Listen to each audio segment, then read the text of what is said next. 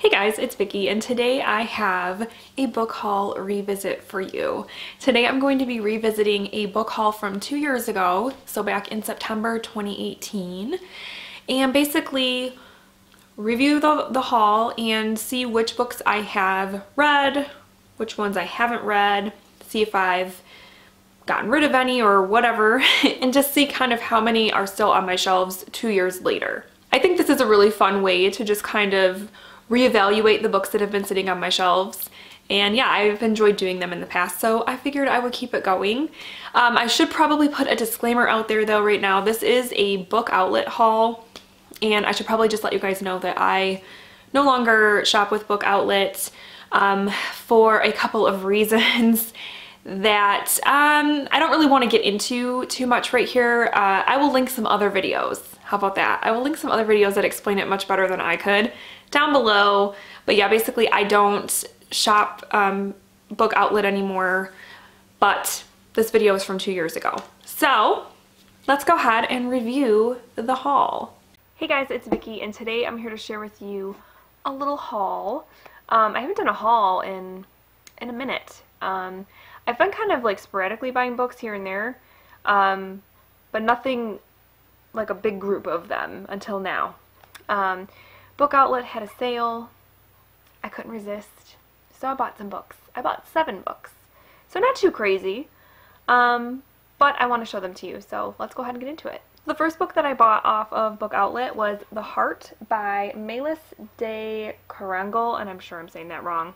And it is translated by Sam Taylor from the French. And I picked this up because I, a while back, heard Jen Campbell talking about it on her channel, and it just sounded really good. It's about a young boy, a teenage boy, who I believe is involved in a car accident and is killed. And his heart, his parents donate his organs, and his heart is donated to, I believe, a woman who needs it. And it's about the journey of his heart, which... Okay, so I started reading The Heart, and I ended up DNFing it. The writing was just not for me. It was... I think this is one of those situations where this book was just too smart for my brain.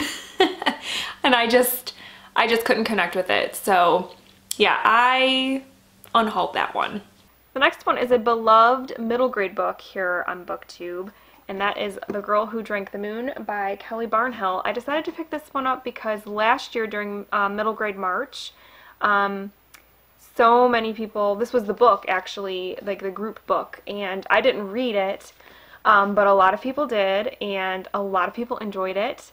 And it just sounds like a book that would be right up my alley, and a book that I think I would like to read with my daughter eventually. I don't know if I really need to go over the synopsis. I will very quickly, for those of you who don't know what this book is about. It's about a young girl who lives in this village of some sort where they feel like they have to sacrifice a child every year to this witch that lives there. Or, you know, bad things will happen. And it turns out that the witch is actually a good person, and she's kind of wondering, why do they keep giving me these babies? So she gives them starlight, I believe it is, and then kind of sends them on their way, gives them to like another village or something. But this one time, she accidentally gives moonlight to one of the babies, and it gives the baby powers. So it just sounds like something I would... So I did read The Girl Who Drank the Moon for middle grade March, not this past year, not 2020, but in 2019. And I enjoyed it. I thought it was a cute story. It did have some great magical elements, and it's definitely one that I've held on to for Leia to eventually read because I know she would love it. I think it was about a 3-star read for me though. It wasn't like awesome. I definitely didn't love it as much as a lot of people that read it, but it was a good book, and like I said, it's one that I'm going to keep for Leia to read. Next I picked up Confessions by Kanae Minato, and I picked this one up because I heard, I want to say it was Stephanie over at That's What She Read, talking about this book in a wrap-up, and it just sounds cool. Well, not cool. It's about a teacher who comes back to school and basically confronts her classmates because something terrible happened to her in her personal life, and I believe she feels that a couple of her students were responsible. Okay, so I read Confessions and I loved it so much. It was a 5-star read. It was so intense and had one of the biggest jaw-dropping twists that I've ever read in a book, and it was like 50 pages in, and I was just like, oh my gosh. And I still think about that book sometimes and that twist and just how crazy it was. So yeah, loved Confessions. I also picked up The Dry by Jane Harper, and this is one I've heard quite a few people talk about, and it's kind of like a crime thriller about a guy who goes back to his hometown because I believe like his childhood friend has died, and I think he's been murdered along with his family, and he comes back for the funerals after having been gone for many years, and he was actually chased out of the town years before. And so it's kind of one of those where there's kind of two storylines going on that you're finding out about. Okay, so I did read The Dry as well, and I liked it. It was good. I remember I listened to it on audio, and I really liked the audiobook. It was very well done. And yeah, it was a very atmospheric sort of feel to it because it takes place in Australia, and it's during a very dry season, and so you kind of get that feeling of being in that sort of climate and that sort of atmosphere, you know. So it was good. I liked it. I think that was another one that was a 3-star. But I am interested to read. There's a sequel, I believe, to The Dry that I would like to read eventually because, yeah, I enjoyed it. It was good. Next, I picked up The Fact of a Body, A Murder and a Memoir by Alexandria Marzano-Lesnevic. This one just really has like piqued my interest since I heard about it. It's about a girl who is an attorney, and she is investigating a case, a pretty brutal one, and it is dredging up memories for her of, I think, of something that happened to her or something that happened in her family. I can't remember. Okay, I'm gonna stop it there. I actually just read The Fact of a Body this year, a couple months ago.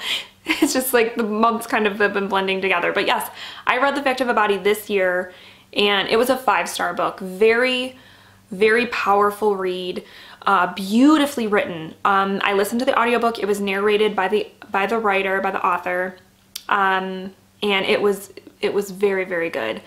Definitely dark topics on a couple of fronts, but it was very well written, very, very good. So if I'm counting right, I have read every book on here other than The Heart, which I DNF'd. So I'm doing pretty good here. The next book I picked up was one that a subscriber had mentioned to me a while back in a comment, and I looked into it on Goodreads, and it sounded really good. And so when I saw that it was on sale on Book Outlet, I decided to pick it up.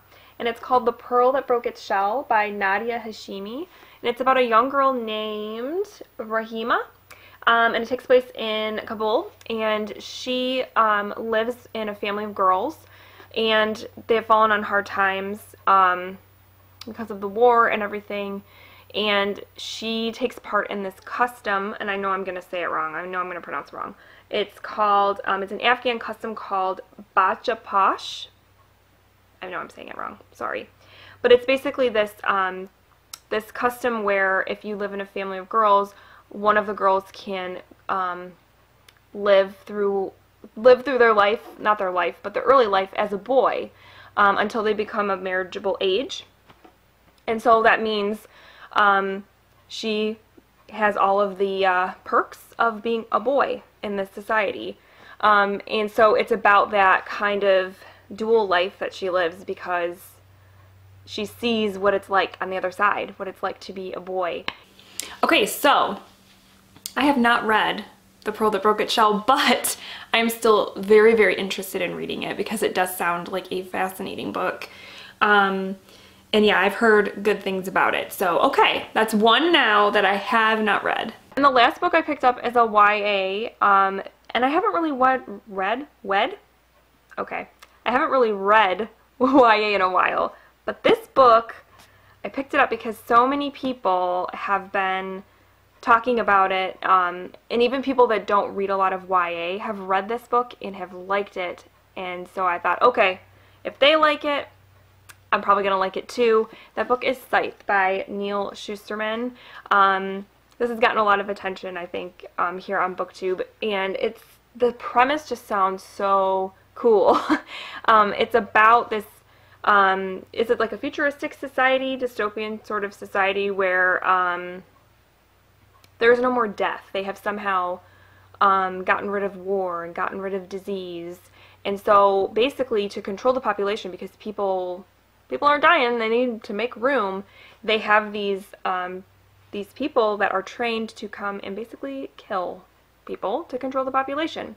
And so it deals with, there are two, I believe they're teenagers, who are chosen to become apprentices to become these scythes. And okay, so Scythe is another one I haven't read, and I don't know why I haven't read that one. It sounds so good.